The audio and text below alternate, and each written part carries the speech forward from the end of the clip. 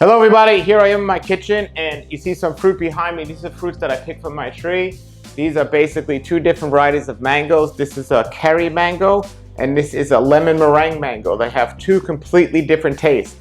And as I've been saying often lately in my videos, people don't understand how many different varieties there are to different fruits out there. And I've been saying for a long time, you could taste a different variety of different fruits, and if you did that every day, you can pretty much go for many, many years before tasting all of them. There are hundreds and hundreds of different varieties of mangoes, for example, and bananas, and apples, and other different varieties of things. And some of them taste similar, but some of them taste completely different, and these are two great examples of things that taste completely different. I'll show you some clips here of me eating these two different varieties versus a common mango variety that we might find in a local store if you live up north in a non-tropical environment. And now you can see why some people love mangoes and some people don't really enjoy the taste of mangoes. But these mangoes are sweet and delicious. Hello everybody! I was eating some mangoes here because I got so many to eat off my tree. And I was wondering how people can't like mangoes. And then I recalled, well, I lived in New York City when I was first getting into this way of eating. I didn't really care for mangoes either. And today I'm going to show you why. Okay, so I have selected several mango trees. This is my yard, and about there I have selected several mango trees. There's particular ones that I suggest that I got because they're based on how they taste. There's so many different varieties to mangoes. Here are some that I just picked. Now, these are lemon meringue mangoes, my favorite mango, and I'm going to be eating some of those today. I have enough where I might make a pie. This is a Kerry mango. It looks green, but it just fell off the tree. It's perfectly ripe. And I just ate a Kerry mango, and it's delicious. Now, somebody gave me these mangoes. These, I think, are Tommy Akin mangoes. These are mangoes you would see in the supermarket or the store. They don't smell bad, and they look beautiful. They actually look better than the Kerry mango. However, I just cut one open. So this is this mango, and I cut this open. And there's a tremendous difference between this and this. And when somebody says, is it stringy or does it have flesh? This is very stringy, this mango. And this mango had no strings at all and was much sweeter. So if we cut open one of these typically store-bought mangoes, they actually, they taste like a mango, but they are not nowhere close to this. Nowhere close. And definitely not close to this. Now these mangoes have a completely different flavor. Most mangoes do. But this mango, if I didn't have any other mangoes and all I could settle for was this, on a scale of 1 to 10, I would give this a 3. On a scale of 1 to 10, I'd give this a 10 and this a 10. And that's what we're looking at here. And that's why most people don't think mangoes are that amazing. And I'll show you guys my pie after I finish making it.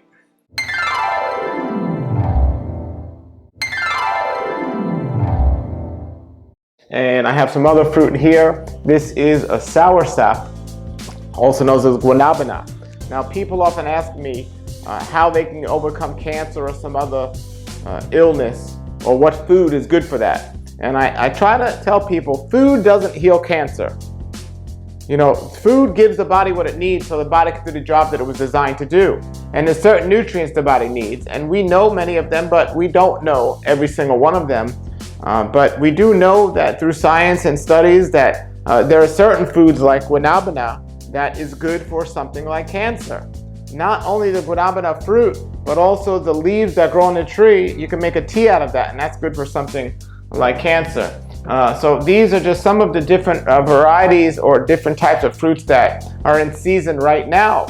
And there's always different foods and seasons at different times around the world. Now, ideally, it's best to eat your food locally grown, and that would mean in season. But some people live in environments where they don't even grow food on the tree. For example, if you live up north in Minnesota, you might not be able to get these foods on a tree, but you can have them shipped there.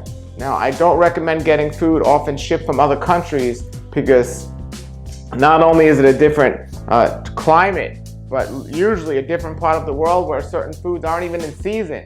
So for example, summertime is the time we would naturally want to eat a watermelon. So watermelon might not be growing in Minnesota. Maybe you can get a watermelon from Texas to Minnesota in the summertime.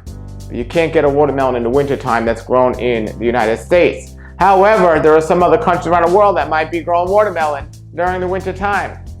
So the closer you stay to your environment or how it would be in your environment, the healthier you're going to be, the better your body's going to be, the better your immune system is going to be, and overall the healthier it's going to be for you. So I do recommend eating foods locally in season and learn your food. Learn what foods are in season at what time in different parts of the climate and eat what's closest to you. So I don't recommend you eating no fruit if no fruit's growing near you, but just realize when the fruit does grow and when you could eat it and so on. And that brings me to another question. People always say, well, is there too much sugar in fruit for me to be consuming it? And no, it depends on your lifestyle. If you're living a very active lifestyle like we should be, we're going to need that sugar and it's good sugar to burn up our fuel or to use as fuel and so on. But if you have a desk job and you're eating way too much fruit, well, if you're not burning up that sugar, then it can become a problem. So we definitely need to get off processed sugar, but fruit is the sugar we want, but we want to make sure we're active so we can utilize that, the body can utilize that sugar properly. And then that brings to a question of fats. How much fat can we eat? And are there good fats and bad fats? Well, we know there are good oils and good ways to consume the oil. And I believe the best way to consume the oil is within the food. So if I want avocado oil, I'm going to eat an avocado. If I want olive oil, I'm going to eat olives. I'm not going to try to extract it and then eat it very processed and often out of season and so on. So these are things to consider as well.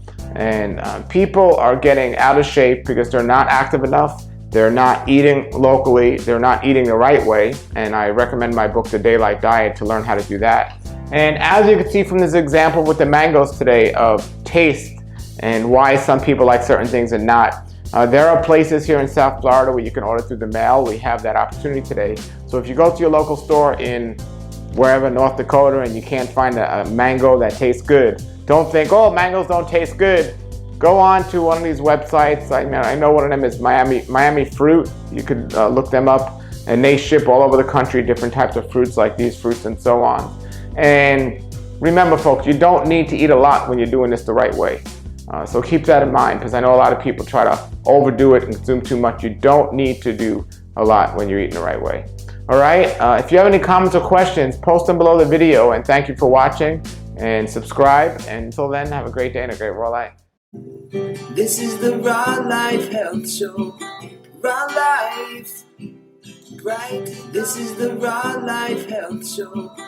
Raw Life. Brighten up your life.